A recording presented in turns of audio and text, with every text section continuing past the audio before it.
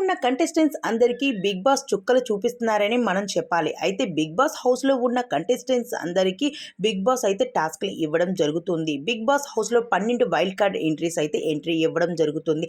ఆ వైల్డ్ కార్డ్స్ని ఆపే శక్తి మీకే ఉంది అని రోజుకొక టాస్క్ ఇస్తూ బిగ్ బాస్ అయితే హౌస్లో ఉన్న కంటెస్టెంట్స్ అందరికీ చుక్కలు చూపించేస్తున్నారు. బిగ్ బాస్ సీజన్ 8లో అనేక రకాల టాస్కులు ఇస్తున్నారు. ఇక ఇందులో భాగంగా లైవ్లో ఒక టాస్క్ ఇవ్వడం జరిగింది. ప్రస్తుతం బిగ్ బాస్ హౌస్లో 2 క్లాన్గా కొనసాగుతుంది. మొదటి క్లాన్ శక్తి టీం నిఖిల్ చీప్, రెండో clan Kantara team cheetah cheap. ఇక అసలు విషయానికి వస్తే మొదటి క్లాన్లో పృథ్వీ, సోనియా, అశ్విని, మణికంఠ ఉన్నారు. సీతా క్లాన్లో విష్ణుప్రియ, నోబెల్, ప్రేరణ, ఆదిత్య, నైనిక ఉన్నారు.